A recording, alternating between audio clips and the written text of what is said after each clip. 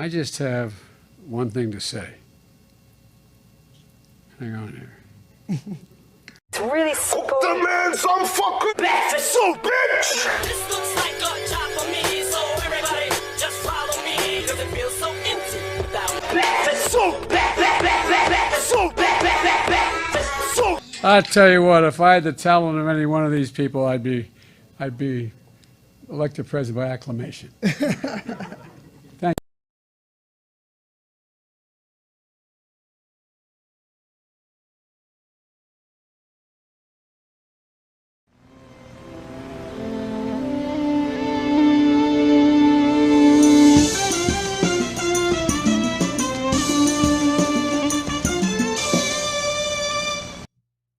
Like every Monday night, you are checking out Breakfast Super Raw.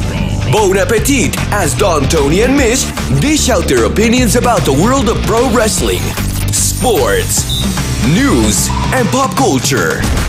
Breakfast Soup Raw. And now, your host, Mish and Don Tony.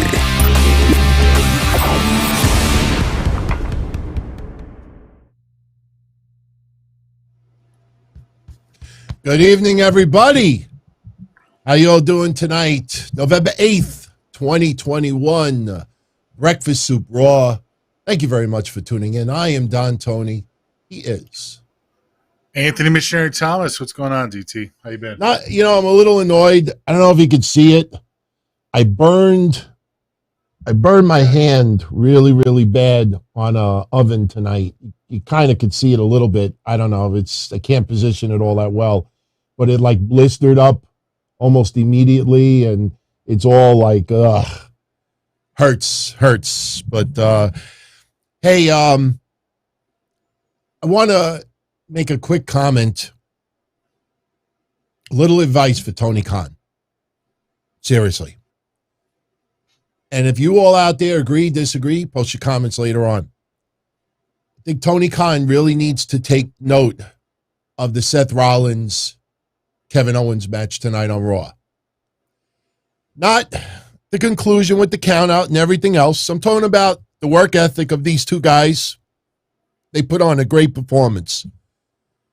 But if you take note of social media tonight, majority of everybody out there is already blasting Monday Night Raw. That the show sucked, it bombed, all the crap, blah, blah, blah, blah, da. The point is that you can have great stars on your show. And I'm not saying Tony Khan is guilty of this now, but you could have great stars on your show. If you don't have good storylines, if you don't have good episodic television, which we've been saying for over a year and a half now, if you don't have the overall to really draw people in, it doesn't matter how great the matches are. It doesn't matter how good the stars are. At the end of the day, the show's still going to get bashed. That's why when Tony Khan a couple of weeks ago said, did anybody see Monday night? It was terrible. It sucked. Well, what exactly sucked? I mean, some of the matches were pretty good that week. So what exactly sucks? I think people understand where I'm going with this. If you don't fix your overall problem, it doesn't matter how good a match is here and there. It's still going to get bashed. And again, Tony Khan is not guilty of this now, but that was WCW's downfall more than anything else. You go back to WCW's roster in 2000, forget 2001. We're talking 2000. You look at that roster, people would beg to have a roster like that today. Even though you had your Hogans and even though you had a lot of politics behind the scenes, trust me, people would cream for that roster, and it's still nosedived. And don't give me, well, because WWF was unbelievably awesome. You had record viewers watching wrestling. 10, 15 million viewers, whatever it was, and still WCW lost tens of millions of dollars. So, Mish, I don't know if you agree with me, but that's the takeaway I get from tonight's Raw, other than Liv Morgan winning. I mean, Raw was a very fly-by-night, lackluster show. I can agree with a lot of people's sentiment on that. There was very few highlights of the evening, and Tony Khan's sentiments against Raw are humorous at best at this point. We see the guy constantly falling on his face. He's misquoting things. He's making up information as he goes along. Tony Khan's rhetoric is nothing to be even paid attention to at this point. And that's sad to say about the CEO, a $1 billion CEO of the opposing wrestling company. But WWE did not have a great showing tonight. I understand that a lot of it is build up to obviously Survivor Series, but I don't know if a few things felt flat. Let me ask you first off, I mean, if we're going to talk about the beginning of Raw, Seth got great heat tonight in the very first 2 minutes of Raw, or 5 minutes of Raw. And he comes out there wearing that red and blue coat, and the fans immediately shit all over him, saying you look stupid. They started chanting against it. So what does Seth do as a heel? He changes his outfit, and they don't mention anything about it for the rest of the night. You're right. I mean, doesn't Seth want the heat? Like, isn't that his job? You found something that people were making fun of you for. Well, And he even interacted with the audience. He even interacted. He's like, what do you people know about fashion? well, that was the laughed. joke about it. I genuinely laughed at that because I'm like, oh, that's kind of funny. Seth out here looking like some kind of redundant flag. I thought he looked like a crayon. Yeah. Like one of those two-tone crayons. It's so stupid. It's like, Seth, why the fuck would you change? I'd wear that like 3 weeks in a row. Well, you know, maybe actually it got was freaking hot, too. Maybe that shit was hot. I mean, that thing Dude, that looked one like... black one, that furry thing that he changed into. Yeah, that's true. That's true. Oh. That's true. Yeah, okay. Derek Rose, thank you for the cup of coffee. If you're going to turn around and try to throw this in our face about Karrion Kross, let it play out. WWE signed BFAB to a main roster contract a week before. Okay, WWE changing their mind and deciding to release people. Nia Jax was given her schedule to wrestle on the November 16th WWE tour. And Nia asked for a little bit of additional time off for mental health reasons. And she got fired. Things change. All right, so nice try with the little, oh, DT, you got stuff wrong. All right, WWE changes their minds all the time. And it's so anyway, by the way, Derek, I'll be more than happy to keep throwing the cash out there. Were we wrong on Kross? WWE was wrong on Kross. You obviously didn't tune in to Saturday's show because I got into this in great detail. WWE made a huge mistake about Karrion Kross. They made a huge mistake about others. Keith Lee upsets me, and I'm not going to repeat everything that I said on Saturday. But again, and I guess, Mish, we could get back to Raw in a minute. Let's talk about Keith Lee since we're on the topic. Keith Lee issued a statement today. And I want to read that statement, and I'd love for your thoughts on it, and something that I said on Saturday, and it's not breaking. Oh, I want to do this first, because it would be very disrespectful if I didn't do this first. Tammy Sytch was released from the hospital, I believe, yesterday. She's doing a lot better. You know, it's interesting, all the websites that never bothered to cover that she was in the hospital in ICU, which is pretty fucking serious. But I will tell everybody this. I don't want to get into details, and I'm not going to give information to those news sites. If they want to, ask her directly, she could tell them. But I talked to a few other people since last week, and believe it or not, Tammy Sytch herself may have been the victim of an assault. It usually seems the opposite with her, that she gets into, altercations with others. This time around, she might have been the victim of assault. I'm not saying that that's what put her in the hospital. I don't want anybody to read between the lines, but, she's out of the hospital, and that's all I want to say about that. Keith Lee. Mish, on Saturday, I talked about Keith Lee's release in a little more detail. Actually, it might have even been Thursday's show. I think it was Thursday's show. And I said, you know, I wonder if the release is concerns about health. And I understand it sounds messed up when you say it like that.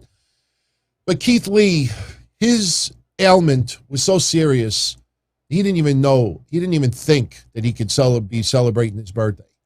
It was almost life or death situation. You got a big man that size, WWE paranoid about someone, God forbid, dying in the ring. And I wonder if health is part of the reason behind his release. I'm not reporting news. We're not reporting news right now. We're just trying to make sense of this. But I want to read Keith Lee's statement now, and then I'd love for Mish to comment on this.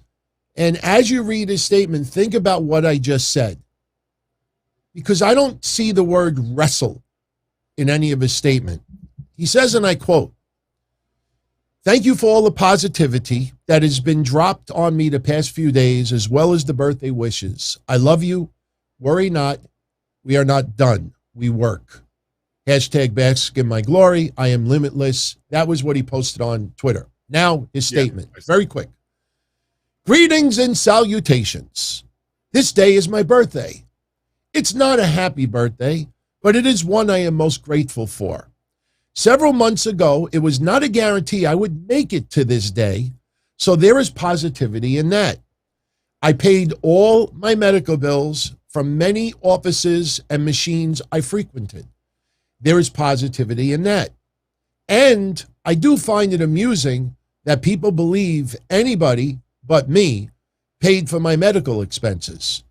I was going to wait a few weeks, but I think it's time to look forward to the future. Forward march, as I like to say. I am capable of so much more, and I can't wait to see what it looks like properly. I have a wide array of interests and abilities. I also consider myself to be rather open-minded.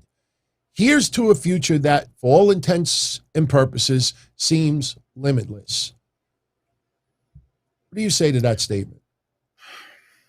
The rumor mill was hitting hard when a lot of these releases were made. It wasn't just Keith Lee released, but the fact that it was also Keith and Mia together released was a speculative point that a lot of people had brought up. The worries that came in from this wasn't necessarily the health of Keith Lee, from what I was reading. It was more along the lines of, was there a grand statement from some of these wrestlers that refused to get COVID treatment, refused to get the vaccine? I don't know. I haven't seen anywhere in WWE or anybody related to WWE saying that that is the case, but I could clearly understand why that would be something that could end up being a fireable thing. You're talking about wrestlers and entertainers that interact not only with other wrestlers, but also interact with thousands upon thousands of fans. As far as the statement that Keith Lee made, it seems like there was more to the story about how temperamental, how unknown his medical status was. And it's one of those weird things, and I think me and you even addressed it before. In one sense, it's really not up to us to know. It's really up to Keith Lee. It's up to Mia. It's really up to them, and definitely not the company, which is one of the reasons that we frowned on Tony Khan opening up with the Moxley stuff. But it's definitely not up to the company. It's up to Keith Lee. Oh, I totally, yeah. I'm fine with that, because Moxley told Tony Khan, go ahead, tell everybody. No way, dude. If I told you I was dying, and even if I told you that you could tell people that I was dying, they kept Brody Lee quiet. They kept the situation with Brody Lee quiet. They kept Brody Lee quiet, but now they didn't do that for John Moxley. Dude, I think it's wrong. I'm sorry. I think it's wrong for a company to come out and talk about your medical business as a person, whether they paid for his insurance, Whether they're not paying for it, I don't know what that part of the statement that Keith Lee made was. But as far as being the company saying, it was weird. It was weird if WWE came out talking about Roman's cancer. That's why they had Roman come out and say it as John. I know, but Moxley's not that guy that's going to go, what is he going to do? Like tweet, yeah, I got a fucking drinking problem. You know what I mean? Like, no, but you know what? He has a wife, too. Everybody's different. I totally disagree. I think okay, that's cool. No company that should ever have the place to talk about your medical business. I hear you. I think there's even laws against that. I hear you. You know? So, you know, Nia Jax pointed out that vaccination was never brought up to her. Right. No, I know. And that's why I said that when it came to the speculation about the vaccines and stuff like that, it really is speculation because, like I said, there's no way that anything was revealed by WWE. And as far as I understood, Mia and Keith Lee have never really spoken about their stance on vaccinations. So when you listen to his statement, it sounds like it might have been something more medical based, which might not have anything to do with COVID at all. And that's what kind of worries me in another way too, because look, I know WWE or people view WWE and Vince McMahon as this evil corporation and an evil person. Look, it wasn't that long ago that Vince McMahon let Daniel Bryan go, and Bryan Danielson, wrote this long fucking love letter to Vince saying this guy took care of me, and I know we disagree about the future of my career, but he didn't let me go because he didn't think I was talented. He let me go because he didn't want me to hurt myself, but I'm capable of making my own future. That's the gist of what that letter said. And if this is another case of Vince almost being a father figure or parental in any way, whether you want to believe it or not, but if this is another one of those cases, then maybe Keith Lee suffers from something that none of us know about and might be detrimental not only to himself, but maybe even to other people that are in the ring with him. That's why I said on Thursday, my first reaction was, I wonder if there's a concern still from WWE about Keith Lee's health. Because look, and again, you are absolutely 1,000% correct. Keith Lee owes us no explanation, period. All those months when everybody was reporting it wrong, and we were saying on here, there's something health-wise wrong with Keith Lee, but we don't know what it is, so we're not going to speculate. If Keith Lee wants to tell everybody, he will. We said that 1,000 times here. But the thing I said Thursday is, let's go a couple of steps back with Daniel Bryan. And I'm talking about Daniel Bryan, WWE. Right. Daniel Bryan, when he was retired, he went to doctors and they were giving him clearance. And even with that, WWE said, no, yet more tests. Then it finally got to a point where there was so much proof beyond a shadow of a doubt that Daniel Bryan was fine. WWE made the decision, okay, you can return back to the ring. I just hope Keith Lee is okay, because the guy is so beloved, and you know, this is not. It's not goodbye. That's the other thing that I really have a problem with. It's not necessarily the fact that these people got fired, and I thought this was funny too. Was people were upset that they got released now, and my first reaction was, well, when did you want them to release him? December 24th? You know, like what does it matter? There is no the good timing? time. Yeah. Right, exactly. That's kind of my point. And the second thing is, this isn't goodbye. A lot of these people, some of them will probably not be back, but I expect a lot of these people will still be on Vince's, what did he use back in the 90s? As Rolodex? So they're still in Vince's Rolodex. And I don't doubt that if Keith Lee continues or Mia continues to wrestle on the independents or goes to Japan or even AEW, and they continue to impress him, when their contract comes up, WWE might be like, hey, you want to come back? I don't know why it's like once you leave WWE, that's it, forever. You're out of the family. It's like true. the mob or something. True. You know? It's true. Well, we wish everybody the best. Now, I just want your take, because I got into this in a lot of detail on Saturday, because Thursday we didn't know Nia Jax's, side of it. And Thursday, a few people were super chatting saying, oh, what do you think about the fact that she got released because she's not vaccinated? And I said, I haven't seen any memo. I haven't heard about any memo. There was nothing mentioned in an email. There was no phone call, text message, anything towards vaccination, towards anybody. I said, so I'd like to hear from Nia Jax. And Nia Jax came out and said that vaccination was never brought up. So I ask you this. When Daphne took her life, the beginning of September 1st, WWE gave a memo to all the wrestlers letting them know that mental health, counseling and treatment and, mental health is priority number one. And some wrestlers were granted some time off for mental health reasons. Nia Jax had taken some time off recently, specifically because of mental health. I don't want to go any further than that, but she was given her schedule for, I guess, November 14th, and she contacted WWE and said, look, I'm not just ready yet. Remember, we heard that about Bray Wyatt a while ago. Remember that? Not ready yet. Look, I need a little more time. And they never responded back to Nia. They gave her a schedule. And she says, look, can I think I need a little bit more time for a mental break. They never responded back. Instead, they released her. Do you think WWE may actually rehire her? I think she was on the list anyways. I don't mean to be cruel or whatever, but Nia really wasn't a very positive force with the fans. And there were rumblings that she may have been not the nicest person to deal with backstage as well. So the fact that Nia got released, while it's a controversial decision to do it while she's on a health break, on a mental health break.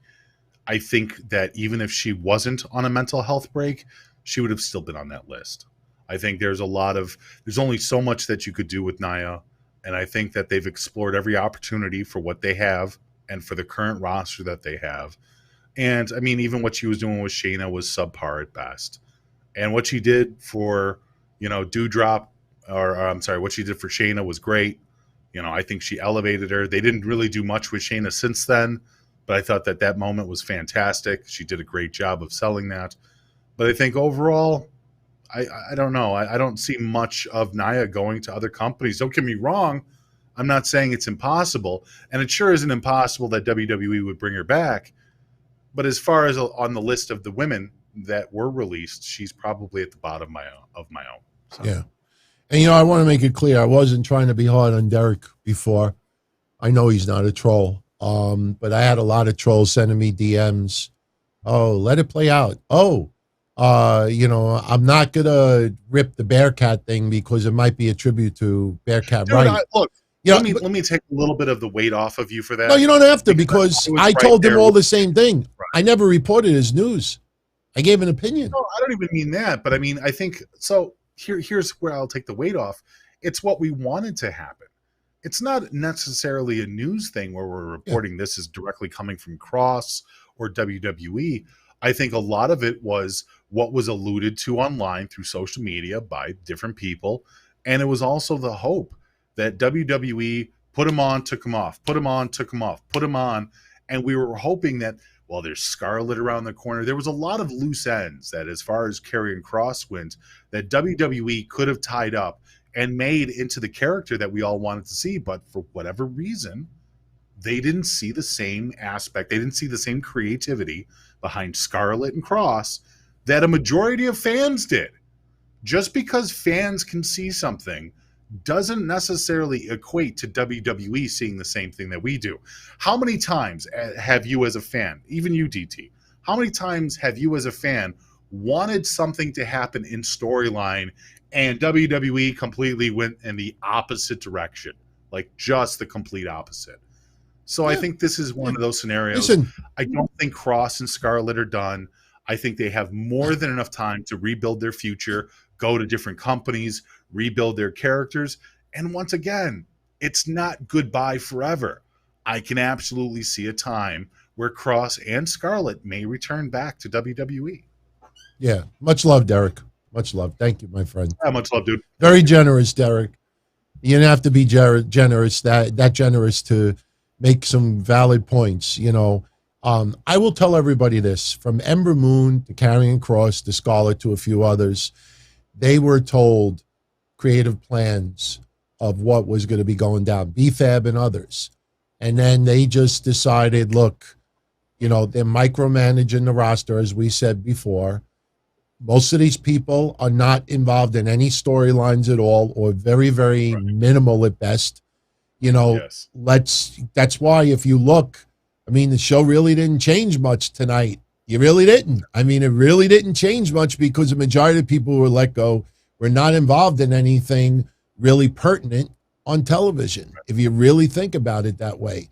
You know, then speaking of Kross, now we had some fun on Saturday about this.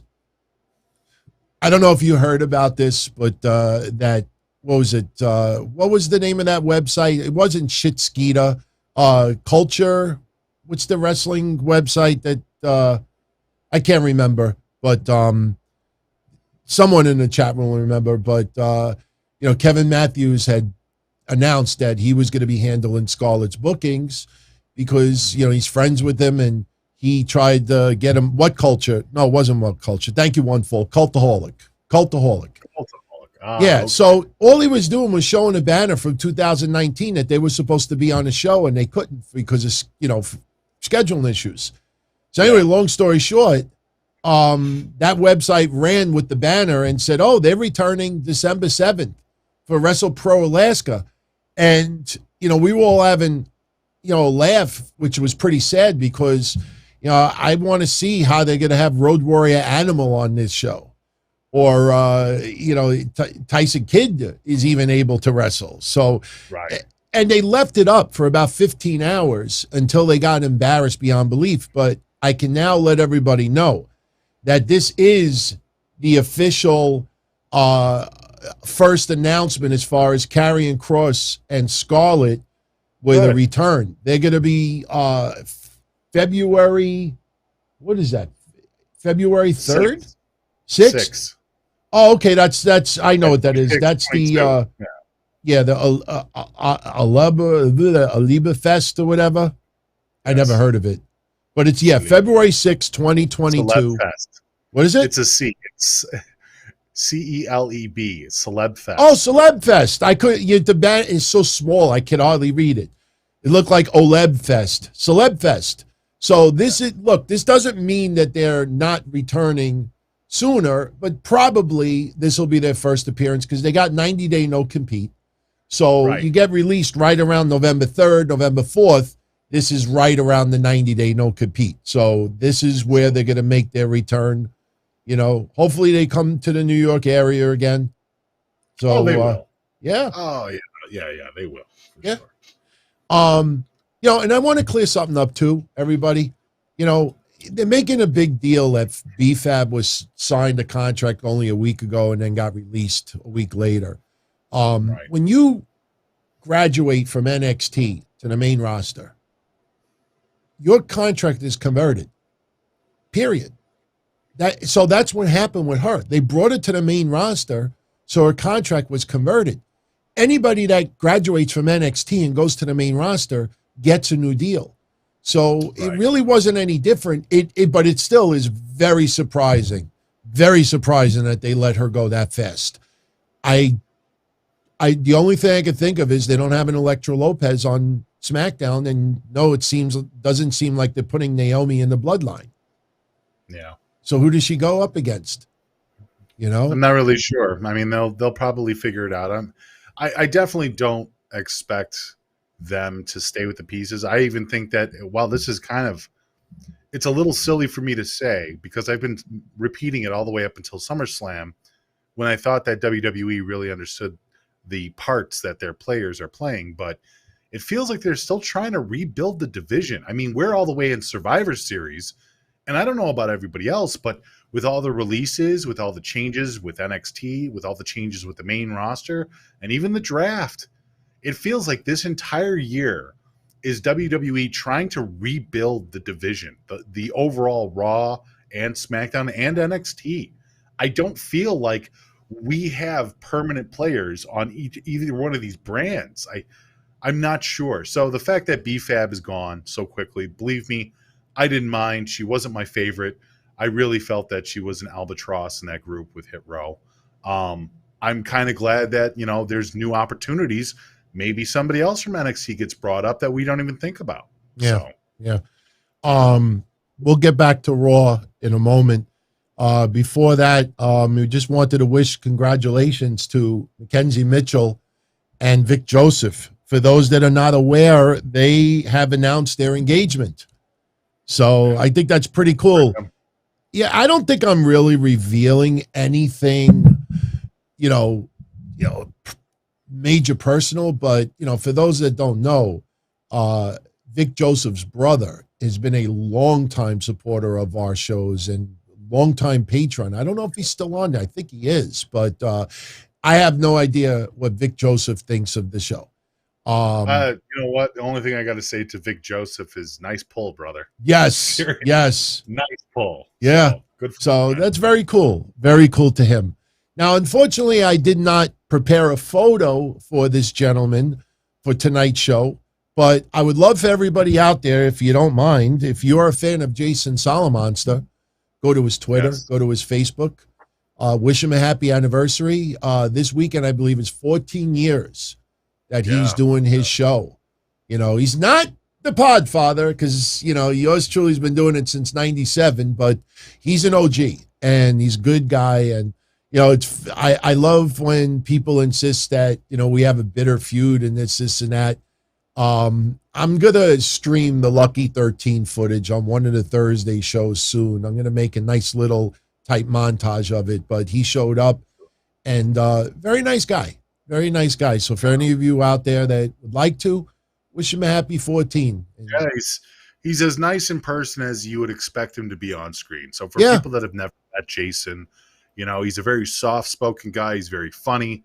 At the same time, he's everything that you would expect to be. Yeah. He's definitely a wrestling historian, and he's got good takes. He's an amusing guy. He seems like he has a lot of fun.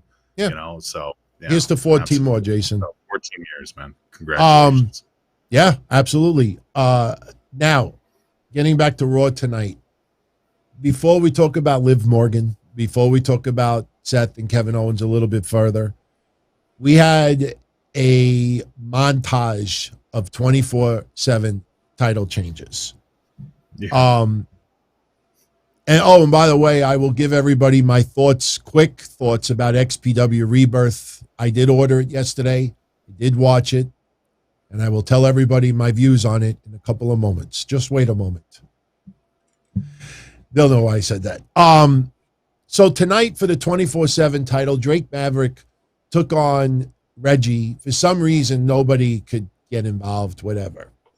Drake Maverick beats Reggie in the ring. So Drake Maverick is your 24/7 champion. Then we get a bunch of roll-ups. Good.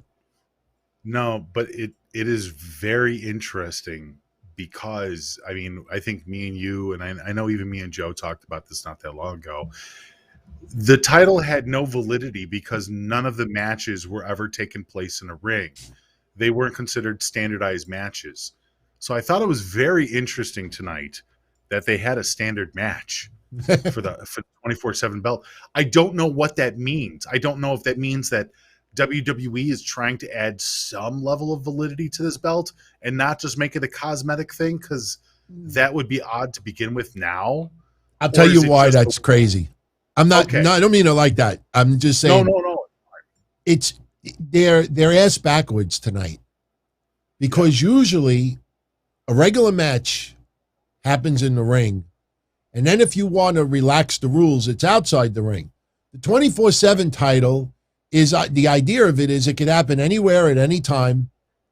It could be in the building, outside the building, anywhere else. So why do you take rules away by putting it in the ring? It's like the reverse of what it should be.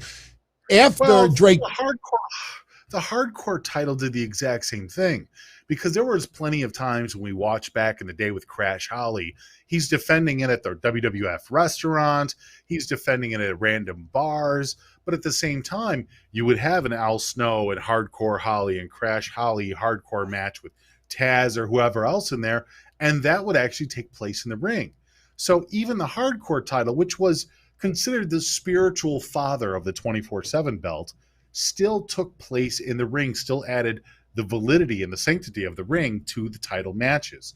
So when you say that taking away some of the rules of the 24/7 belt being able to be defended everywhere and putting it in the ring, that's why I said, is WWE trying to add some kind of validity to this belt now? Well, after all this time? This is why I don't think so. Because look at all the title changes that took place outside the ring after the match was over. I mean, it was right back to being a joke again. This is not a joke. Right. I want to give a shout out to Nero Fay, tuning in all the way from Israel. Big time change, from here in New York. Going for a biopsy. I don't know what it specifically is. Do not tell us publicly. Keep me updated, my friend. Keep me updated. Much love, my friend. Much love. So, yeah, everybody in the chat room, send some well wishes Nearest way. So, Kevin Lewis, welcome, my friend. Welcome, channel member. Welcome to the family. Yeah, just for that. Hey, I'm a Viking Raider. Am I going to get released? Wait. Let it go. Hold on. There we go. Hey, the Viking Raider. Stupid. Just random stupidity. But speaking of random stupidity, so we have Drake Maverick beat Reggie. He's the 24/7 champion until Tozawa pinned Drake Maverick. Corey Graves pinned Tozawa. Byron Saxton pinned Corey Graves. Drake Maverick pinned Byron Saxton. And then Reggie pinned Drake Maverick, runs off with the freaking title again. I will tell you, out of everything with the 24/7 title, I laughed my ass off at Corey Graves getting the title. But then when Byron Saxton won, if you look at Corey Graves' reaction in the back, it's freaking priceless. And I looked at that, and I'm sorry to do this to everyone. I thought this photo is so apropos. And I had to put it in text so people didn't try to think of it in a different way. But yeah, that is me. That is the deal. And that's the haters in the background. They're like, are you kidding me? So I don't know. I don't know how to react to it. I mean, they did this corny shit a long time ago, so they haven't done it in a while. I guess that's sort of a good thing, but I don't know. I mean, it was just, I don't know. What did you think about the whole overall 24/7? The after exchange. Yeah, the after exchange was exactly what I expected it to be. I was just, like I said, I was just amused that they had a sanctioned match for the 24/7 title. That's all. Whereas everything else has been chaos. And you're right. Once again, right after the match, they went back to chaos, and it's as if nothing actually happened. But I would love to see, and somebody has to be keeping a running tally of how many people have actually touched that damn belt. So, I have a list somewhere. I'm not going to pull it now, but yeah, I have a list somewhere. Yeah. I'll check but it. No, it was Gaga. That's all it was. It was big. Yeah. Crazy Cruiserweight. Thank you very much. Main event.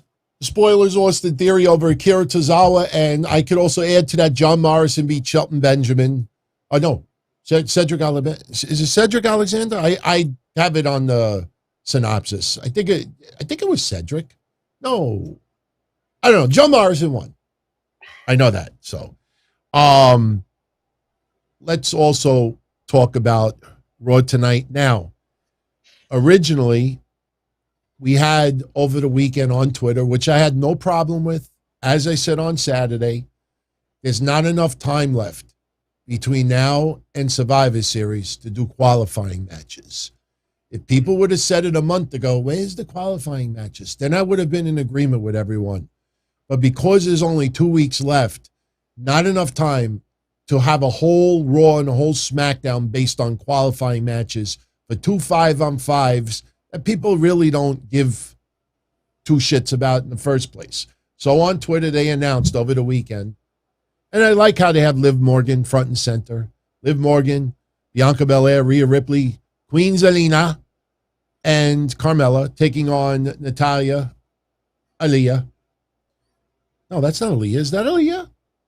Well, we got Sasha Banks, Shotzi, which I know a lot of people are not liking what they're doing with Shotzi.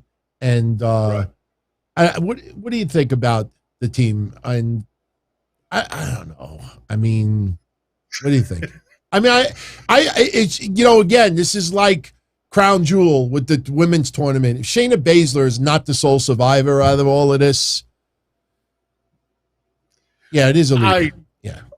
I'm not really sure what they're going to do with half of these people, because honestly, out of this entire group, there's maybe only 3 people I look at with any kind of validity.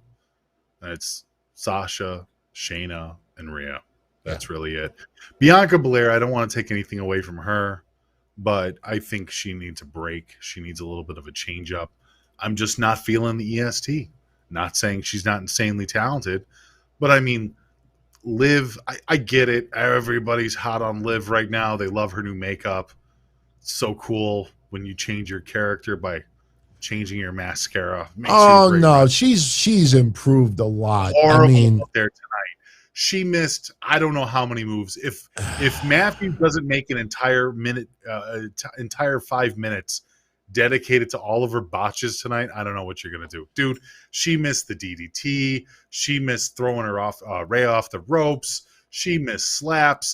Don't get me wrong, dude. It's just, I understand people like her, but this wrestling is subpar. There are better athletes. There's better talents. There's better matches we've seen. I'm not going to keep giving somebody the pass just because they're cute. well, You know, I'll say this. I'm sorry. Go ahead. I'll say this.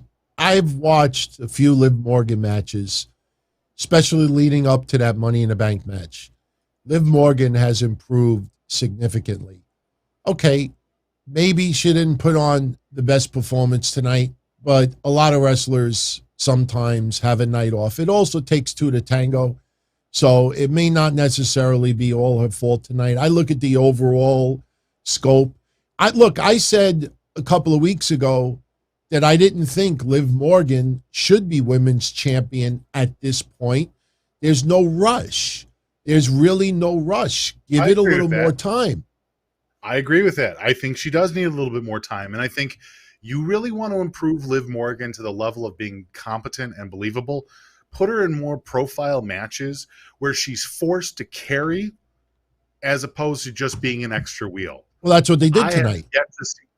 Well, yeah. Well, she's going to have to had 4 other people. That's not what I'm talking about.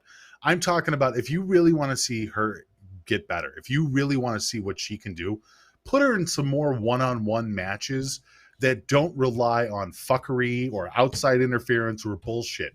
Start putting her in matches that show that she's as good as everybody says she is, and let the fans draw into that, as opposed to becoming another Alexa Bliss clone. Who the fuck wants another Alexa Bliss clone? You know what I'm saying? I'm not saying that this girl can't wrestle. Please don't misunderstand me. Tonight, she had a lot of botches. You go back and you watch that match objectively, and you'll see exactly what I'm talking about. The problem is you're also talking about a 5-way match, and those can get complex. They can get tricky. There's a lot of reasons for timing to be off in a match like that.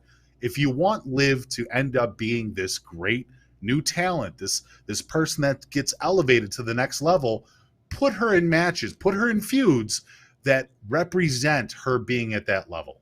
And that, for Chris and everybody else, Mish just nailed it. Her going up against Becky Lynch, in my opinion, I think Mish's opinion, a lot of others out there, that's not designed for Liv to finally become champion. Right. Her going up against Becky Lynch is going to help Liv go to the next level. wrestler. You know, Right. I watch people agree. write tonight. I watch people write tonight like, oh, they should have done this with Liv a long time ago. What does that actually mean? Oh, she gets a title shot and then loses and then isn't. So you got to get Liv to the next level. And then this way, when she wins the championship, it doesn't turn into another Nikki Ash. With all due respect, Nikki Ash, I have turned the corner on her. I absolutely am a fan.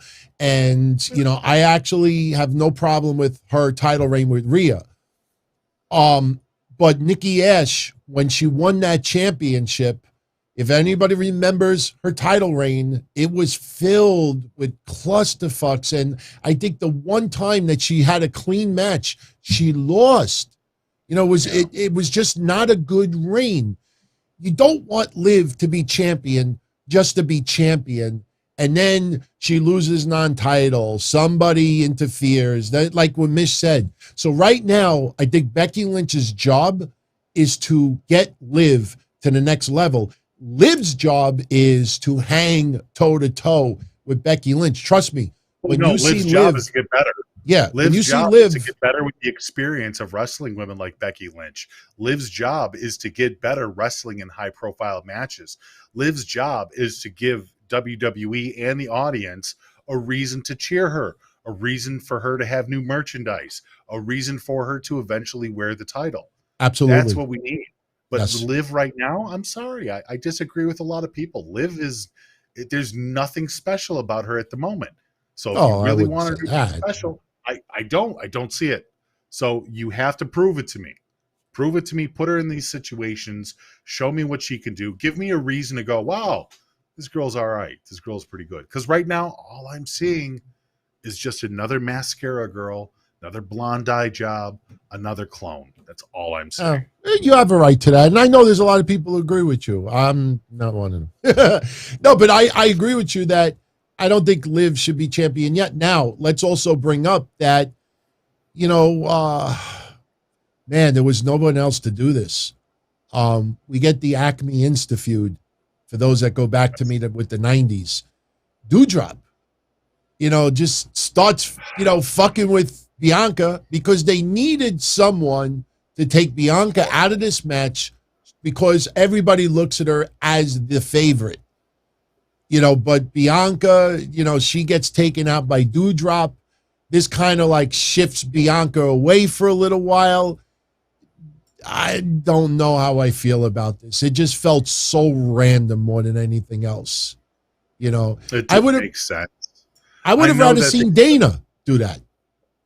Right. I know that they started it off with Doudrop asking the girls how come she's not a part of the five-way or whatever.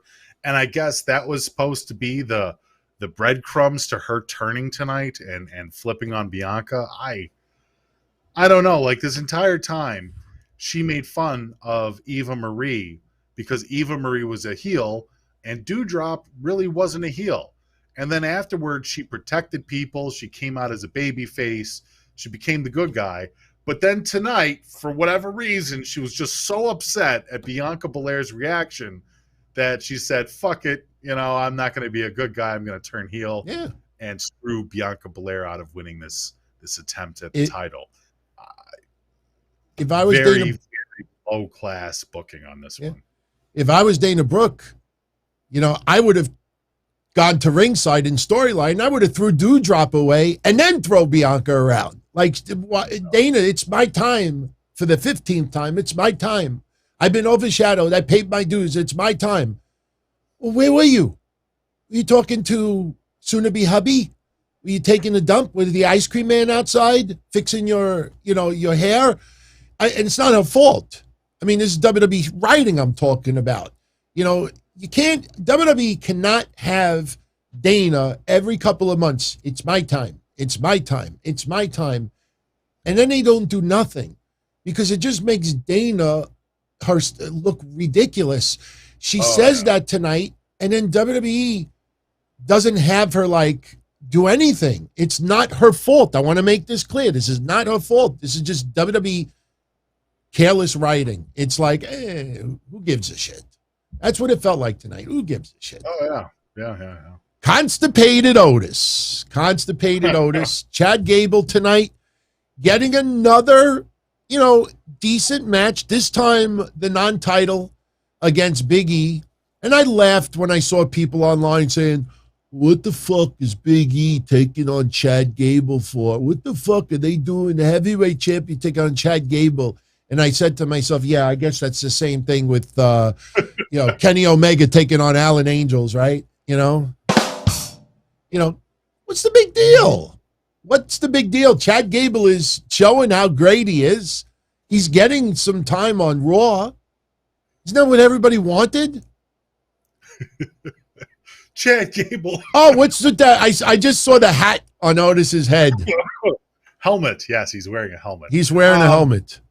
He needs a helmet. Yeah. What is it? You know what the funniest thing about Otis is? And maybe you guys will see this too now.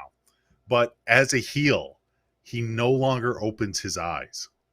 When he was a babyface Otis with Mandy, oh my God, he had huge eyes everywhere he went. Like his eyes were just bugging out of his head. But as a heel, Otis no longer opens his eyes.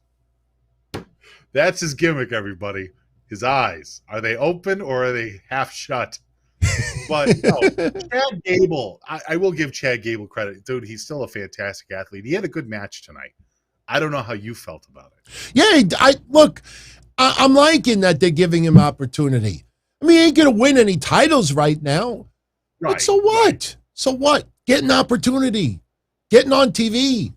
The guy's in incredible shape. Wrestles great. Put him on TV. Oh, I had no problem with it. Big E obviously wins, but to me, yes, the last 2 weeks it's refreshing to see Chad on TV. And Otis is Otis. This is what I say. What a lot of people don't understand. I shouldn't say don't understand. They don't think about. When Tony, and this is not, look, you and I disagree on a lot of stuff with Tony Khan. Sure. When Tony Khan says that he truly feels that they have the better show, the best wrestling, this and that, yeah, I do agree with him with that. But there are some wrestlers that do like to be more actors, entertainers. I'm not saying that Otis is disgruntled right now, like, why ain't I getting a match? No, some people may like, I'm getting paid this kind of money. All I got to do is just look constipated for a few minutes, and that's it. I go to the gym, I get paid. Right. Not everybody feels that way, but hey. That's a good point, though. I think a lot of people don't realize that when you start making comparisons to WWE and AEW, and people feel like the talent in AEW is better, if that was the case, then AEW would never want any of the talent from WWE. But WWE, on the other hand, is a lot more entertainment-based. And you're right, there's a lot of people that don't want to go to AEW because maybe they like the entertainment aspects of WWE. So I think that's one of the things that is a lot of fans overlook, that it is different in a lot of ways. There's a lot of things that WWE focuses on that AEW neglects or can't do. There's a lot of things that AEW does with their matches and their talent that WWE can't afford to put time into. So, by the way, shout out to everybody who is tuning in live. For those on the replay, much love. Look, I know Adam Bomb is way past a lot of people's time as far as wrestling fans go. Not everyone out there ever saw him wrestle, maybe only heard of him. But I know that there's quite a few of you that are members of the Bomb Squad. So for all of you out there, if you would like to be part of the drawing next week we're going to give away 4. I thought I had 3, but there's actually 4. 4 signed photos from Adam Bomb, and they will be personalized however you want it. Just nothing derogatory. But if you win and whatever you want on it, maybe someone else you want to give it to as a gift, he'll personalize it any way you want. Just keep it short. To my friend John, or to my buddy Jake, not to the greatest guy in the world. I miss you. I wish you're keep it to the point. Now, all you have to do is, after the show is over, in the comment section, just hashtag Should we put bomb? I mean, YouTube, they're a little funny with some words sometimes. We put hashtag bomb. What should we do? Hashtag what? I would not do that. Yeah. Hashtag bomb or a bomb might not be the best How's thing about to go with. bombs away? No, that wouldn't work. See, I don't want to say chronic. We can put chronic, but I think some people will misspell it. What should we do? Hashtag Adam? You know what? Oh. You know what? Come on. It's only 8 letters, everyone. Hashtag Adam Bomb. There you go. Easy enough. Hashtag Adam Bomb. Next week, we will pick 4 winners live. And then you win. I will reach out to you. You let me know how you want it personalized. He'll sign it. I'll have him ship them to me. And then I will ship them to you. And as a lot of you know, sometimes I include extra goodies, just to give away. So, yeah. That's very cool. One Fall wants me. I've been trying to be nicer to Chris Van Vliet. You all will find out why very soon. Soon. That's a little hint. So, all right. On the men's side, and trust me, Dayhawk 666, I've been looking at your generous super chat for a few minutes now. The original men's 5-on-5 elimination match was going to be Seth Rollins, Finn Balor, Kevin Owens, Rey Mysterio, and Dominic Mysterio versus Drew McIntyre, Jeff Hardy, King Woods. By the way, Big E will show up on SmackDown Friday, I have a feeling. Just saying. Sami Zayn and Happy Corbin. Yes, a lot of us over the weekend were like, the fuck is Bobby Lashley? Why is he not in Survivor Series? Well, they did something tonight on Raw. Adam Pearce, for some weird reason, wants Team Raw to win. Why? I mean, he's the official for both brands. Right. The only way I could justify this is I have a feeling he may go on SmackDown and say the same thing. I want Team SmackDown to win. That's what I think he has to do. He's got to be weird like that. But he calls out Dominic, and he says, hey, Dominic, everybody on Team Raw is a champion, former champion, except you. Well, he was a tag team champion, but that's not good enough. You need a heavyweight champion. So he said, Dominic, you could still be in the match as long as you beat this guy. Bobby Lashley comes out. Bobby Lashley beats the balls out of Dominic. And as Dayhawk, good. No, what were you going to say? No, he sure does. He beat the hell out of him. First off, gotta say, it was nice to see MVP coming down to the ring with him. It was a nice little return. I was very happy to see it. I think a lot of us were hoping that MVP might have been there a little bit sooner with the whole Goldberg stuff, but I digress. It's nice to see MVP now. And yeah, for the majority of the match, it was more about Bobby Lashley putting Dominic through the paces and kind of like stretching Dominic and kind of beating on Dominic, kind of like what man are you made of? What kind of man are you? And obviously he lost, and that's the way it should have been. And I was happy that they didn't give Dominic some crazy comeuppance to try and beat Bobby Lashley. And God forbid if Dominic actually beat Bobby Lashley. So I'm happy the way the match went. I'm happy the way that it was laid out. The only reason why I say I'm glad they didn't do this is because then this person may have had to return. But if Crown Jewel would have been after Survivor Series or would have been Survivor Series, man, I would have loved it tonight if Bobby Lashley kept calling Dominic Gage and just treated him like this, like right, like he's having flashbacks. Yeah, like he's having flashbacks. He thinks he's beating up Gage. I would have loved it, but I'm with Dayhawk. Nothing against Dominic Mysterio, but in that case tonight, I think we all rooted for Bobby Lashley to win, and he did win. So now the team, this looks a lot better. I wonder if Happy Corbin gets booted on. You know what? I just figured out. Wait a minute. Sami Zayn is not a heavyweight champion either. No. Jeff Hardy was. King Woods hasn't. No. Drew McIntyre was. So they can't use the heavyweight champion thing. But then again, Corbin hasn't had any gold, right? On the main roster. Did he have a tag team for a minute? I don't recall. Then again, it's Corbin, so I block him out of my mind. You know, it's like one of those like really bad relationships that you just try to like black out that you don't remember. Chat room. Has Corbin had, he hasn't had any. United States. He had the United States. Oh shit, that's right. Yeah, that's right. I'm sorry. You know, Right. I blocked it out of my head. We were just trying to figure out a reason to kick Corbin out of this group. But yeah, that's your 5-on-5 now. Now Raw looks a little bit more dominating, even though nothing against Ray, but I think I would have liked to have seen someone else.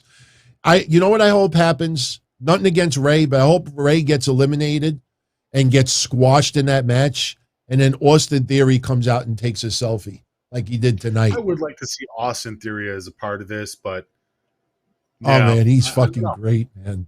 He is. Yeah. I've been singing the praise of Austin Theory since NXT. He's got something. I'm telling you. You know, some people are saying like it looks like a young Randy Orton. And then I click on the people's profiles and they're like teenagers. I'm like, you have no idea what Randy Orton early on was. This was not Randy Orton. This is a little unique. You know who he looks like?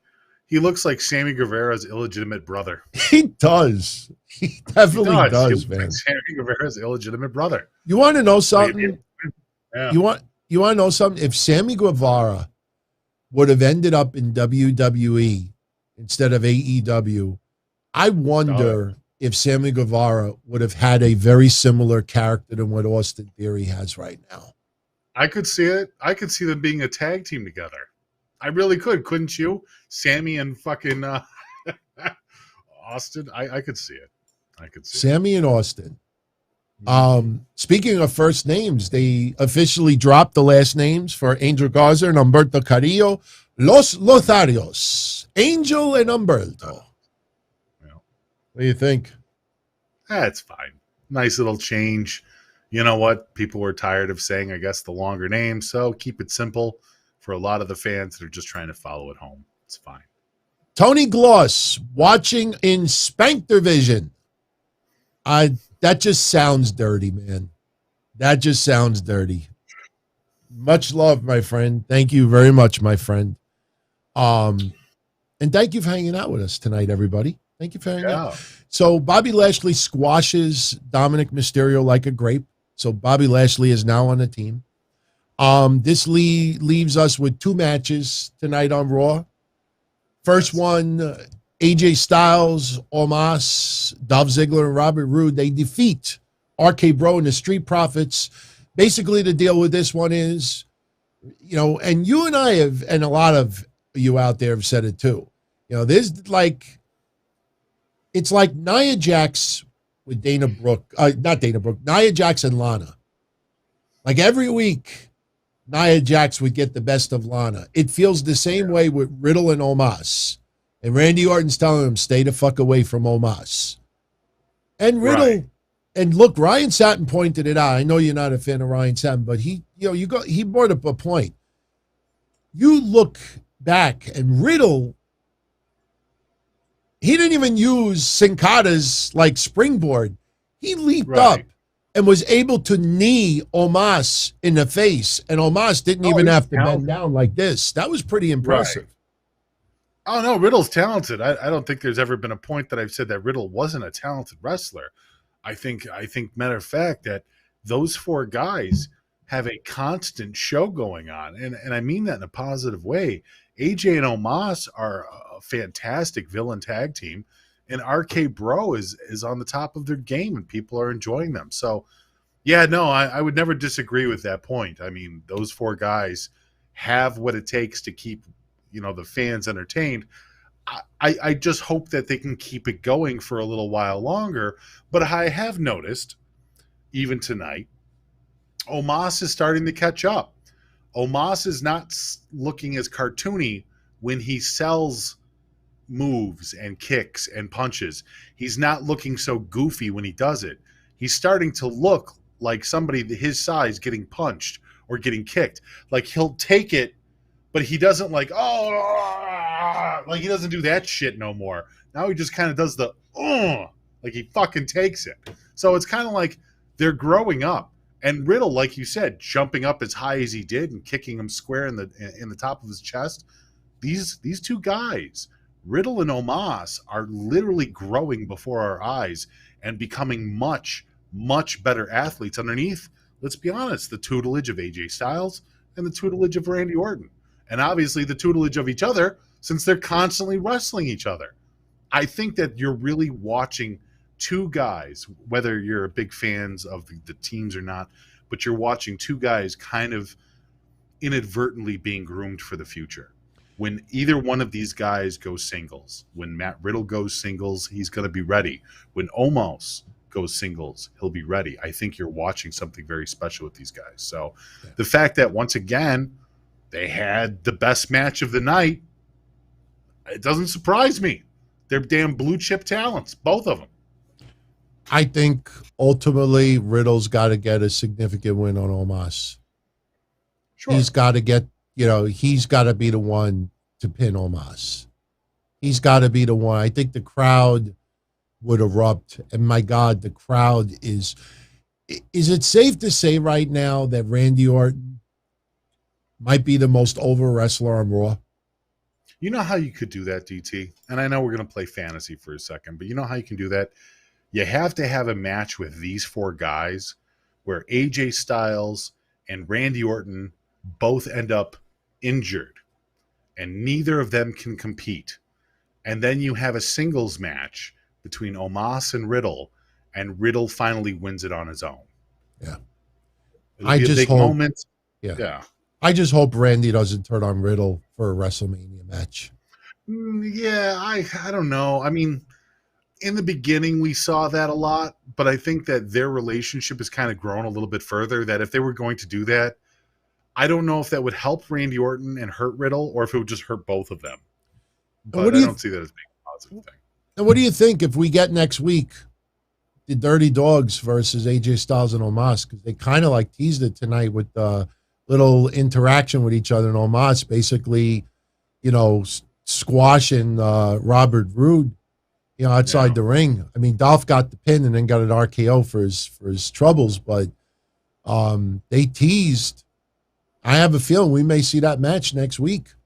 It might be there, but I'm not really seeing much from the Dirty Dogs. I mean, Dolph Ziggler's time is, his best purpose right now is to help the younger talent. And Robert Roode, as much as I've loved Robert Roode, I don't know what's happened over the last year or so, but it seems like he's kind of the weakest point of these matches. I mean, even tonight, he's predicting all of the moves. He's getting ready to get thrown out of the ring. It doesn't help when Robert Roode throws himself out of the ring before anybody can hit him. I don't know. I don't think he's at the top of his game right now. Dolph Ziggler is still a solid athlete. Dolph Ziggler's constantly the guy, whether you like him or not. He's constantly a reliable wrestler who lets and makes people look good. So I have nothing wrong. And I like Robert Roode. I don't know. I don't know what's up with him. Savon, I'm with you. I mean, some of the matches tonight have nothing to do with Survivor Series, but because Survivor Series is so solid as far as the match listings, and we've been talking about the card for about 3 weeks. I mean, sure, they didn't make Becky versus Charlotte official until tonight, but it was 2 or 3 weeks ago when we were talking about WWE wants to have that Brett Shawn vibe when it comes to Becky Charlotte. Yeah, they got to wait till a week before and then start planting the seed. So you got to fill time. That's why we'll go to the final match tonight.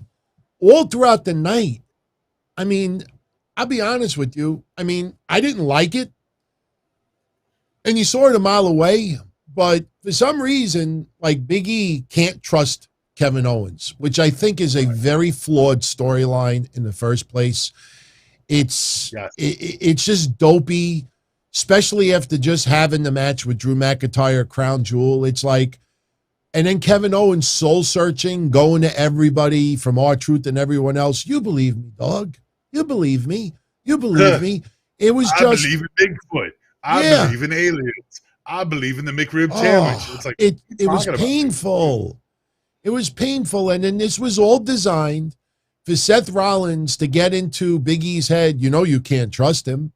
Last week we did it all together. Now, of course, Big E was going to cost Kevin Owens the match, and Kevin Owens was just going to snap and beat up Big E. Now, I don't know if this is going to be a permanent heel turn. Kevin Owens is frustrated. But at the same time, all this did was basically, buy time for Big E, because outside of his match with Roman Reigns, there's no feud right now. Yes, he's going to have a match with Seth Rollins soon. Yes, he's going to have a match against Kevin Owens soon. Yes, he'll probably have a match 3-way, because Seth Rollins, Kevin Owens don't get along, and neither they don't get along with Big E, so we'll probably have a 3-way. So that seems to be the feud that they're trying to establish going into December. That's what it feels like. We're going to get Big E, Kevin Owens, Seth Rollins, and a combination thereof. But it just felt awfully flawed tonight. Like Kevin Owens suddenly soul-searching and trying, you believe me, you believe me, you believe me. And Big E, it's WWE, it feels like WWE is getting away from Big E, how he acted, how beloved. Like now all of a sudden, and it's not because he's the champion, but Big E, it was goofy with Drew McIntyre. Can we coexist? And then they shake hands. Remember when Drew was going to leave? And remember you said, well, Drew McIntyre turned his back on Big E. But even that confrontation, Big E, it just felt forced and just too scripted. And tonight felt the same way again. I don't know if this is helping Big E. Okay, so there's a few problems with this whole Kevin Owens, Seth, and Big E relationship that's going on here. When you compare it to Drew has enough of an upstanding citizenship, and the fact that he's humorous plays in with Big E. We've seen Drew do stuff with New Day before that was kind of funny. It wasn't completely obscene to imagine that Drew and Big E were friends. Kevin Owens being Big E's buddy makes no sense to me. And at the level that Kevin Owens is trying to vie for Big E's respect and understanding makes no sense to me. It's not a relationship that's ever been explored. We've seen them together a couple times over the years, but there's no substance to it. There's nothing to grab onto where you would say, oh, well, that's why Kevin Owens and Big E are best friends. It doesn't exist. So you have a guy pretending to be Big E's best friend. Big E is the champion, who is normally a jovial, happy, fun, happy-go-lucky guy. And now he has the pressures of being the champion. And so he sees this guy who's trying to be his best friend, and he's like, bullshit. You're not my friend. Go fuck yourself. You're full of shit.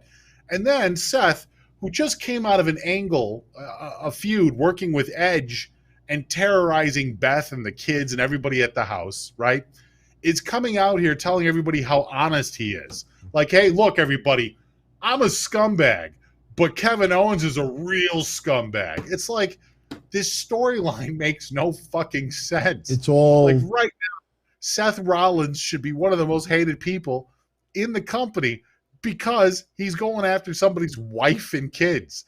And now that he's on Raw, it's like, oh, I did shit, but Jesus, Kevin Owens, he hit you when you weren't looking. What an asshole.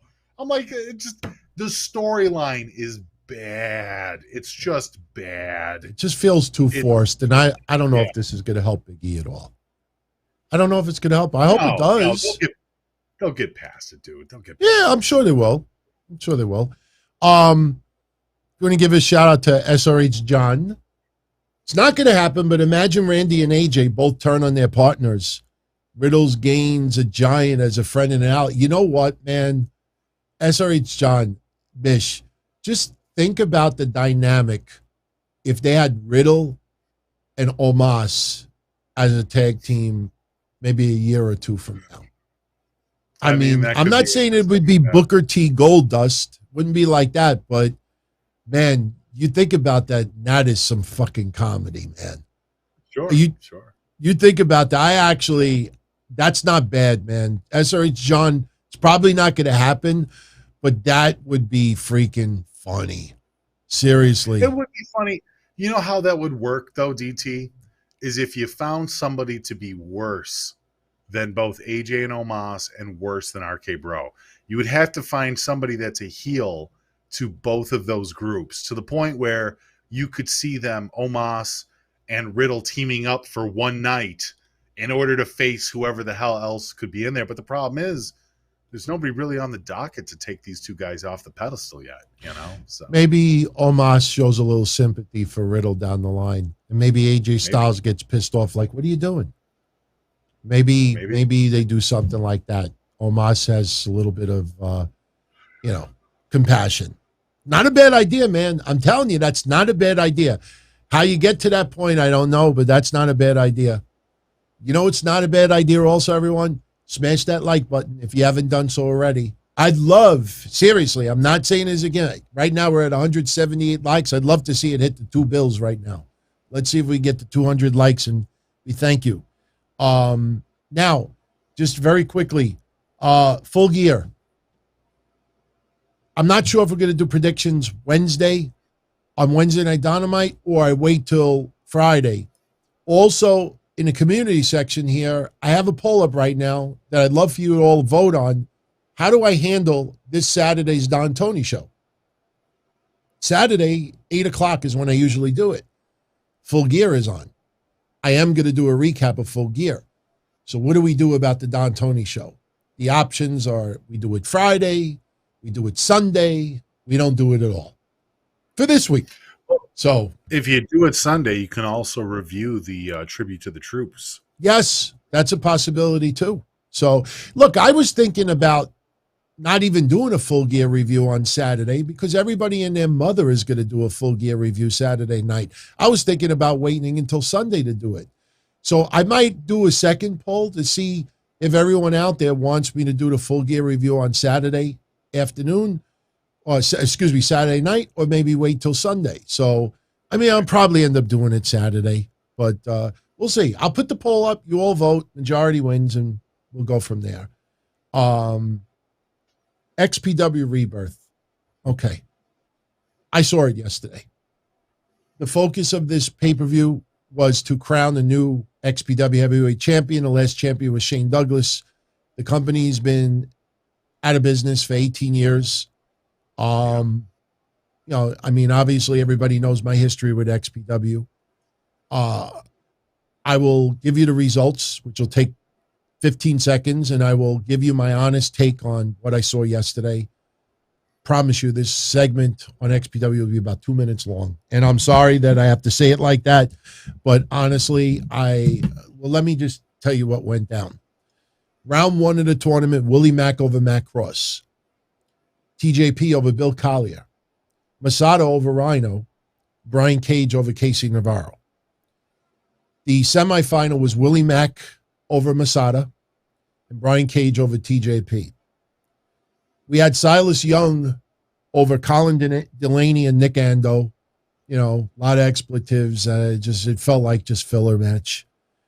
A chairs match, Madman Fulton and Schlack went to a no contest because the New York State Athletic Commission stopped the match because Schlack was bleeding.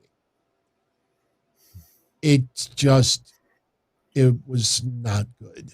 And then I think Schlack threw a chair in the ring and actually hit the old referee that used to be in XPW, Rivera, in the head.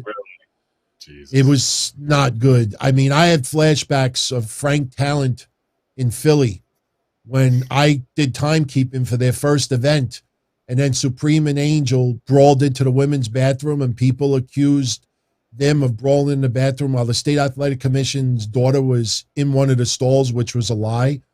Terry Funk pulling off Lizzie Borden's panties and pile drives her, and I'm sitting right at the timekeeper's table, and I see, the private parts. Right. I mean, I have flashbacks of what the State Athletic Commission was trying to do to XPW in 2002. So then in the finals, we had Brian Cage beat Willie Mack. Originally, Willie Mack won the match. Rob Black is had to come in as a referee. And originally the pin was for Willie Mack. And then Rob Black gets into an argument with another referee, ends up punching him. Brian Cage hits Willie Mack with the belt. Rob Black with the fast 3 count. Brian Cage is your champion. Now, I will say this. Brian Cage worked his motherfucking ass off on this show, earned his pay, and I've been singing the praise for Brian Cage for a very long time. You all know that. My views. No, he's treated like shit in AEW, and I'm sorry for saying that, but it's true. But I will say, there might have been 40 people in attendance. There was one row of seats. It might be less than 40. Rob Black paid his debt to society. I have nothing but good things to say about XPW, my experience there. Go about 2 weeks ago. If you do a search on my channel, just type in XPW. You'll see from about 2 weeks ago, I told a whole bunch of personal stories about XPW when I was there. And they're all positive. I will say this. 2 things. Number one, a lot of websites refused to even put up the results. I understand they hated XPW. And I understand they don't like Rob Black. But there's a lot of wrestlers trying to get work right now. And you may not like Rob Black, but he's not involved with porn anymore. And he's not doing anything illegal. And there are people out there that are cancel culturing wrestlers from not appearing on his shows. Trust me, I don't want to name any names, but it is true. It's public knowledge. So for the wrestlers out there trying to get work, you know, you got to let these guys work where they want. It reminds me of Boogaloo and Lowrider when Ring of Honor did what they did that time when they were going to work XPW. We're not going to get into that tonight. But it reminds me of the same thing. The second thing is, Rob Black is very blunt, very brash, very vulgar, very entertaining too. But the thing is that if he really wants XPW to return and to get decent crowds and to get decent publicity, he can't just turn around and just do his podcast and be brash and be nasty about it and not reach out to others, you know, to promote it. And he can't have a Twitter account that says XP Wrestling and then have people think that he has nothing to do with that Twitter account. He's got to reach out to, and I'm not saying me. I mean, look, everybody knows the ECW Arena shows. Almost half the fans of all those shows were for my bus trips. I had 4 and 5 buses every time going to those shows from New York. But the thing is, if this guy just thinks because of the XPW name and because of Dark Side of the Ring and because of hardcore wrestling and the craving for it with some feds out there, if he thinks that's enough, that's going to get people to tune into these shows, it's going to be a disaster. And honestly, you don't want XPW's legacy to be tarnished with a rebirth that draws 40 or even less. And then you do another show and it draws 30. And then you do another show. My biggest satisfaction was watching that guy Slash, who ripped me off. You all know that story. And he did 2 shows at Club Amazora. And he total might have had maybe 120 people across 2 shows. He lost $15,000, $20,000. It was the ultimate, revenge on that guy because nobody would trust him. So honestly, the pay-per-view was not good yesterday. The wrestlers worked hard, but it didn't feel like XPW. And Lord knows whether the State Athletic Commission truly stopped the match or it was a storyline, which I don't think it was a storyline. Why you choose your first show in Rochester, New York, just blows my mind. I mean, they probably had no choice. They did it on a Sunday night because it was cheaper. But I want to see XPW succeed. I would love to see it get some, and the lack of tribute to some of the stars. Supreme just died not too long ago. It just felt like, I don't know. It didn't feel like XPW yesterday. So that's my honest take on it. ABW Rampage dropped down to $5.99 Mish. your thoughts. I mean, I thought Rampage was a decent show Friday, and my God, CM Punk, and if I was AEW, repeat CM Punk and Eddie Kingston this Wednesday. The live fans don't need them to be in the ring. Yes, you could do it, but I would replay what they did on Friday because you can't top it. You can't top it. And Eddie Kingston and CM Punk should not have had the peak of them selling their match for Full Gear on Friday night on Rampage that draws $5.99. Right. So, but I don't know. What do you think? I don't know. It just goes to show you that I think a lot of the hyperbole that surrounds AEW, whether it comes from the mouth of Tony Khan or it comes from the people that root for everything that Tony Khan and AEW say, is just that.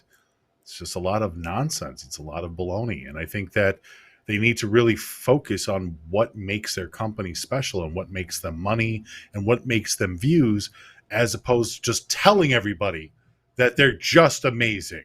Stop telling people you're amazing and just go be that.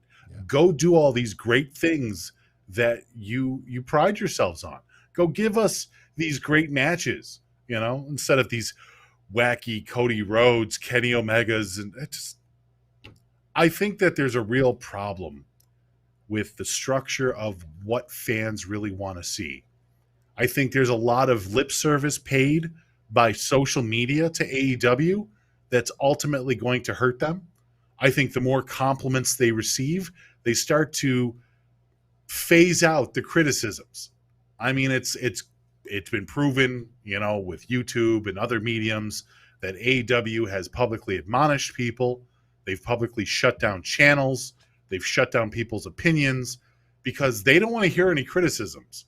Well, this is what happens when you don't acknowledge the people that have weighted criticisms against your company and against the structure. I'm not saying that AEW should immediately listen to everyone and just abide by everyone else that doesn't like their show's rules or anything like that. But when you openly go forth and you take weighted and informing criticisms of the company and of Rampage and of Dynamite and of Dark and everything else that AEW does, and you listen to them, you can start to weigh out what the problems are when you start seeing point A coming from all these different shows and all these different people and all these different entertainers and vloggers and everybody else and YouTubers.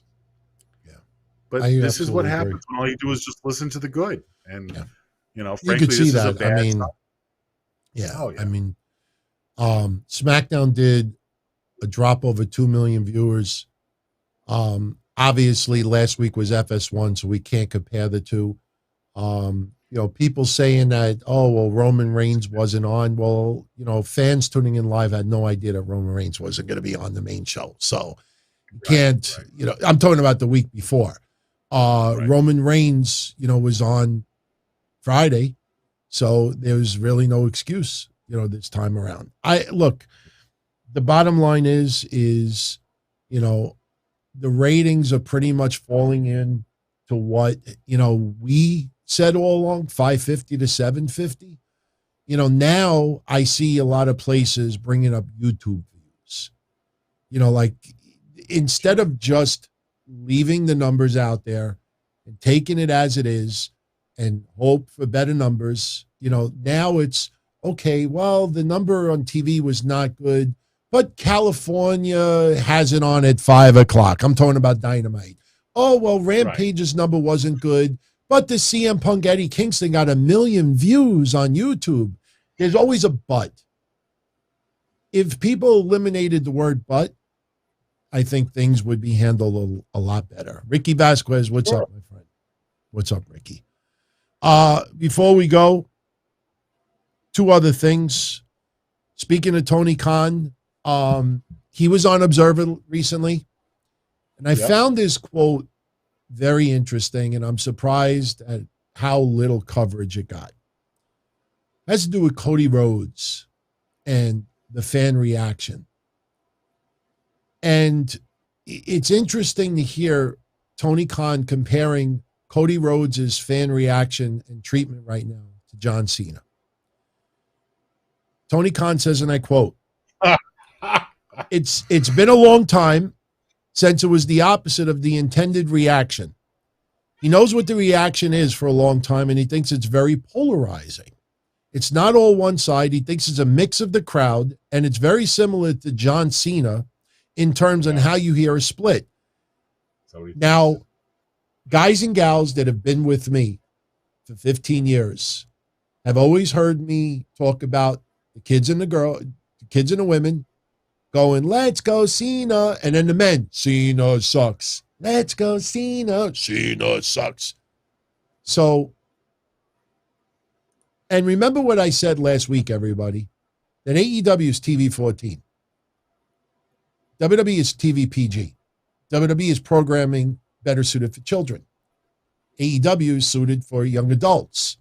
There are a lot of parents out there that do not let their children tune into AEW because of that. I know it sounds ridiculous, but it's true.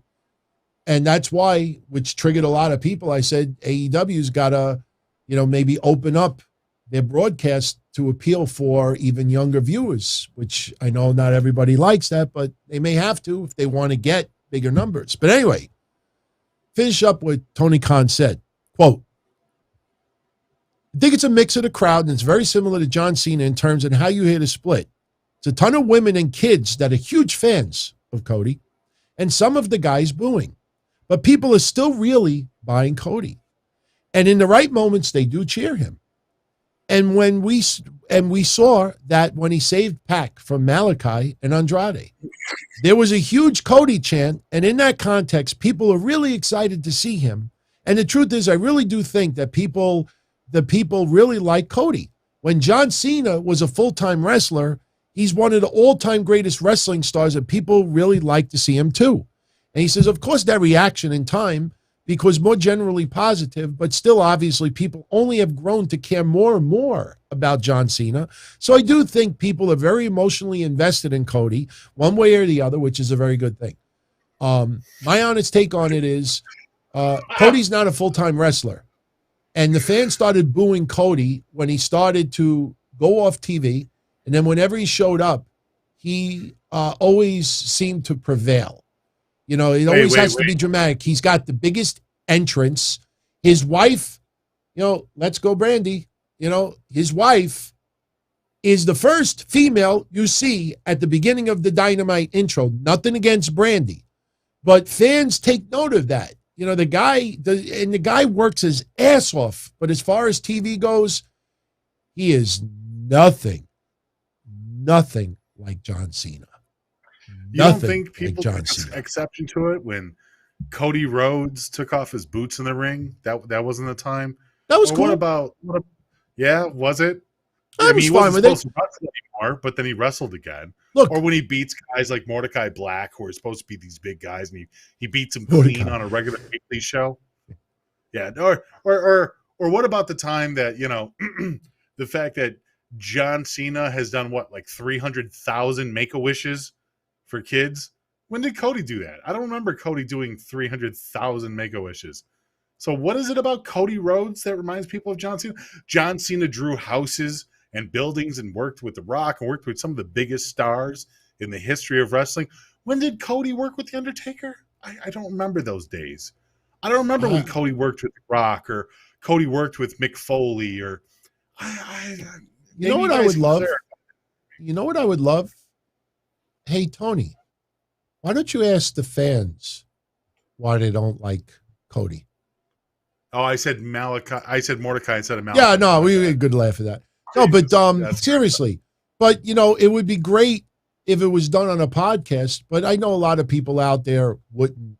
You got to be respectful about it. But, look, in my honest opinion, Cody is very valuable for that company, no question. And Cody's not a bad guy. Sure. And look, when Cody talks about that, about black and white and one, America and the world and this and that, I mean, how do you boo that? I wouldn't boo that. It's like, when he does these really powerful emotional speeches, it gets to you. It's obvious, but the comparison of John Cena is ridiculous. In my honest But remember, opinion. if he does a favor for you, Well, and I quote, if he does a favor for you, he owns you. And end quote. So, Yeah. I mean, I don't know, dude. I have no love lost for that guy.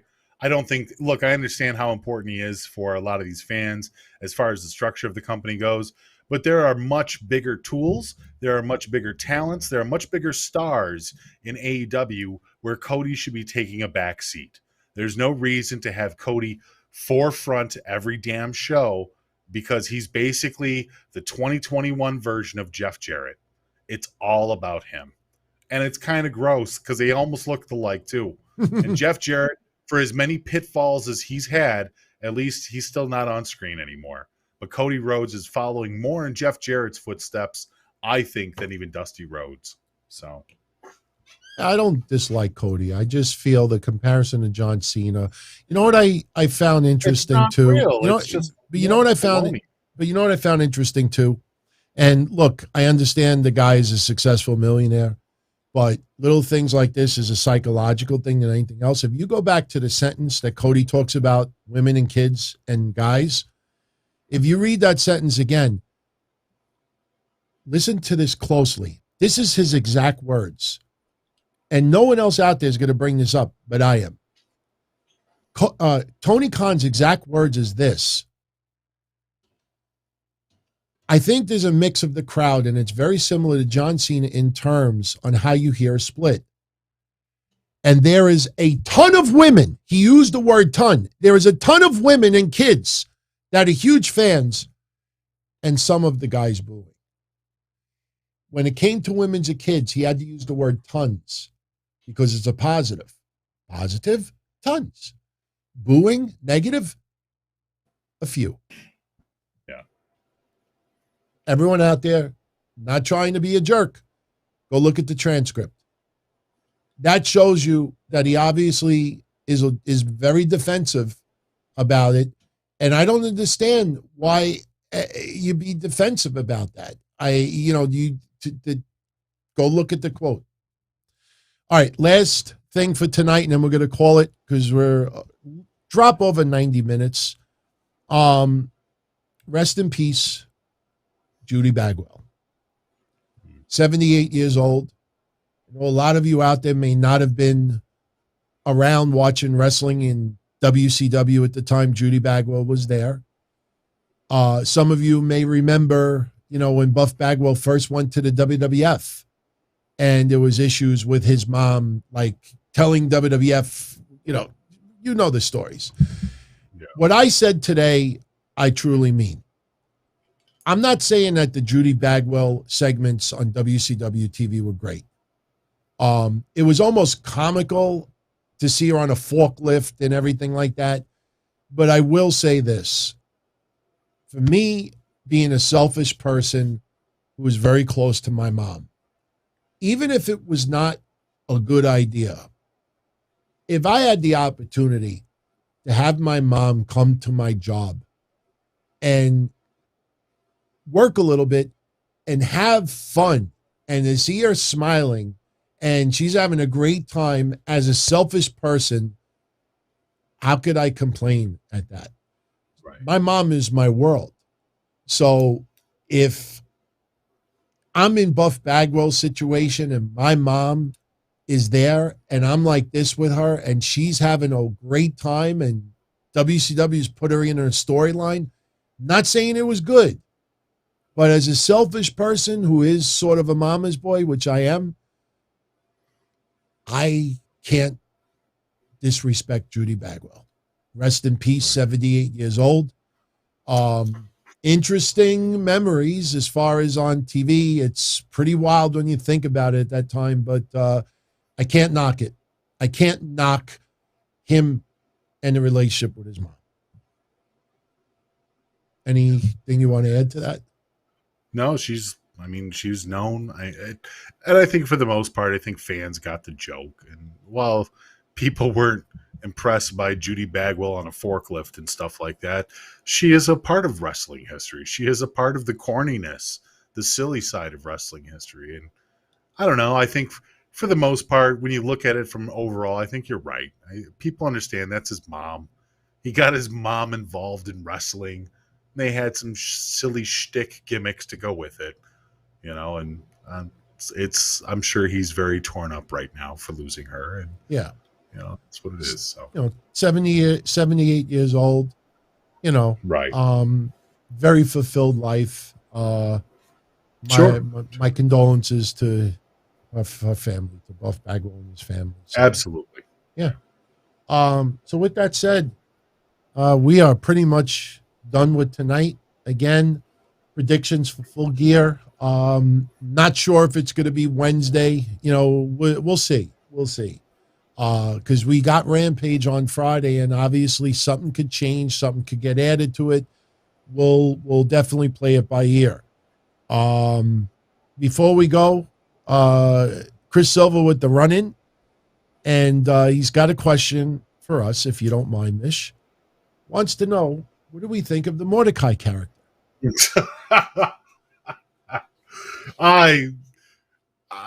First off, it was just a slip of the tongue. Mordecai, Malachi, my apologies. Mordecai, though, I liked the idea of it, but WWE, if people thought Muhammad Hassan was probably one of the most evil, villainous characters that WWE ever did, I think Mordecai had the ability to blow that gimmick out of the water. I mean, when you think about the Catholics, when you think about the Inquisition and the Crusades, and you think about what this character type was supposed to be, it was someone ordered to kill people that do not fall in line with the eyes of God. And I thought that entire character could have been something really good. The problem is who they applied it to. Kevin Thorne was not the guy to carry the mantle of such a complex and deep-rooted character that could have absolutely been fantastic back in the day. The idea of also making Christianity the villain is something that Vince has been very high on over the years, multiple times, whether it was him making fun of God or him misrepresenting God with Shawn Michaels and everything else like that. There's never been a point where he has not poked his nose into making fun of religious folly. So the idea of a character that's literally dedicated to being a villain and the example of Christianity was very curious to myself back in the day. But yeah, Kevin Thorne he had a good look. I think Kevin Thorne looked like a great Inquisition type character. I just think that that's as far as it went. So Shout out to Gabriella. Have a good night. Much love. It's funny, puts it in perspective that let me throw this out real quick too. Yeah. Real quick before you go on. I'm sorry. Ray Jr. throws out, he says, people making fun of Christianity is insanely played out. This gimmick was 14 years ago? Mordecai came 16. out 14 years ago? 16 years ago? It wasn't played out yet. So the funny thing is, since I go back to 97 doing this, I've been doing it longer than some WWE wrestlers are alive or AEW wrestlers are alive. But I actually do have old podcasts of me covering Mordecai's debut. I couldn't take it seriously. Mordecai, Kevin Thorne was so young at the time. It looked like somebody who accidentally dyed his eyebrows white. He had too much of a baby face, and I don't mean baby face as a good guy. I mean as too young. His face looked way too young. And then he had some type of, item that he walked to the ring with, and it looked like a piece of metal that you would buy in Home Depot to frame a house. I could not get into it. Now, when he was on ECW and he had, what was her name, is the valet, what was her name, his valet. Oh my God, I'm drawing a blank. Chat room, bail me out on this one. When he repackaged himself, Shelly Martinez, yes, Ariel, that I thought was a lot better, even though the fangs and, I'll never forget, I think it was the first ECW episode when they showed outside the arena and it was like a full moon And you see Kevin Thorne, like, oh, it was bad, but I tolerated that a hell of a lot more than Mordecai. I could never get behind the Mordecai thing. I just thought it looked silly. It's not silly to make fun of Christianity, but the whole thing to me was silly. I couldn't get behind it. So, Okay. But good memories, good show. Mish, Yes. you have a good night. I'll definitely talk to you tomorrow Thank after you. NXT. I will see you guys all tomorrow. Much love. Thank You you. well, very my much. friend. Shout out to DX Girl. Much love. Thank you as always for the support, my friend. And I hope you all enjoyed tonight's show. We went about 10 minutes over, and, that's going to get adjusted in time. The goal is to be right around. Oh, this guy's creeping me out again. Mish, we having so much fun with those camera things, but yeah, I'm going to play around with it a little bit further. But, as time goes by now, as far as the announcement with what's going to happen next with these shows, the announcement's going to be either late this week or next week. I have a big meeting on Wednesday, and that's pretty much more the behind the scenes stuff. But there are a bunch of new intros being developed right now. I think some artwork is being developed as well. And I don't want to jump the gun and announce, exactly where it's going to be. But as far as your viewing or listening experience, I don't think you'll have to change anything, because really it's just the source of where the shows are coming from. But whether you tune in from iTunes or YouTube or, iHeart, Spotify, Podbean, I think all that should remain the same. I think just the source. But obviously the network is a big deal, and they got some pretty awesome shows there too.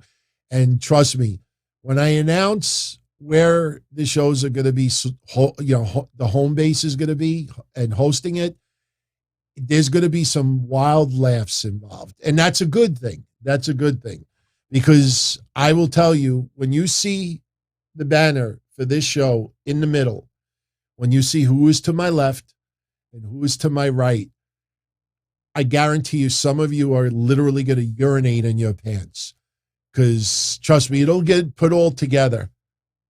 I kind of gave a little hint earlier in tonight's show, but it's all good. I want to thank you all for hanging out with us tonight. If you are part of our Patreon family, tomorrow night we will be live at 10:05 p.m. Eastern, right after NXT. I think tomorrow we're starting the tournament of like favorite soft drinks and stuff. We were originally going to do like a poll.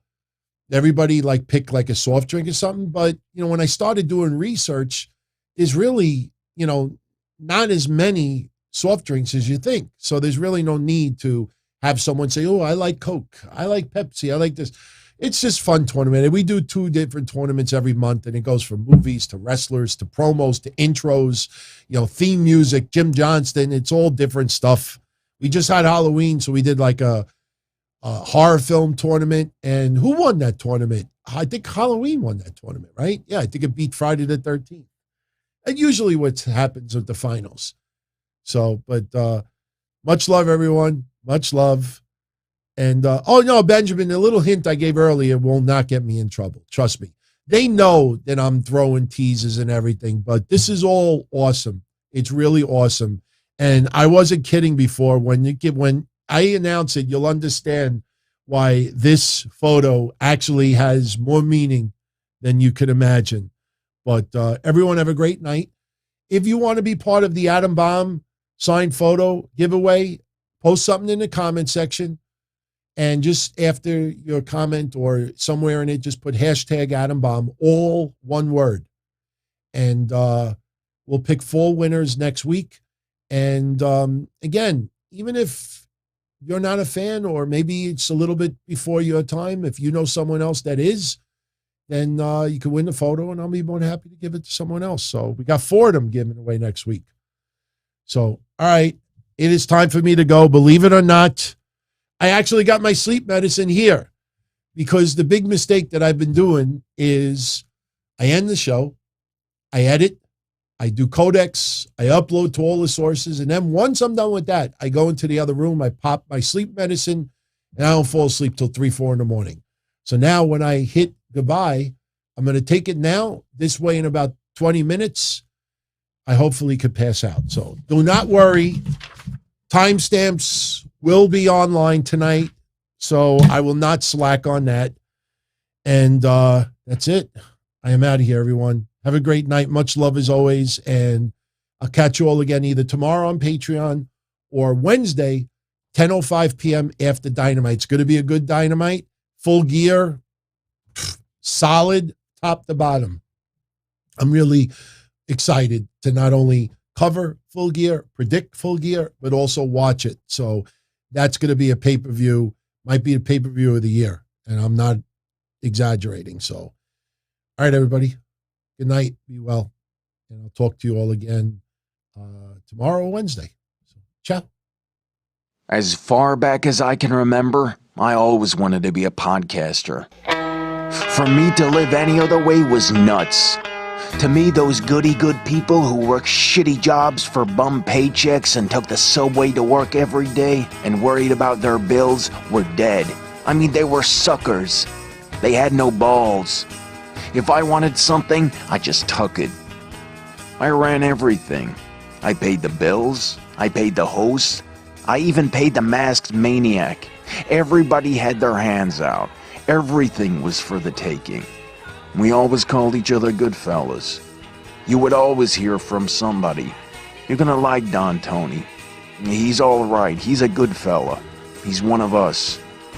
But if you're part of my crew, nobody ever tells you they're gonna get rid of you. It doesn't happen that way. There weren't any arguments or curses like in the movies. See, your haters come with smiles. They come as your friends, the people who've claimed they care the most for your life. And now that's all over. And that's the best part. Today everything is different. There's lots of action. I don't have to wait around for everything like everyone else. Oh, I didn't get the vaccine? Fuck you, vaccine me. Oh, your delivery guy has COVID? Fuck you, feed me. Right after I moved here, I ordered egg noodles and ketchup, and I got spaghetti with meat sauce. I'm no longer an average nobody, while they get to live the rest of their lives like a bunch of schnooks.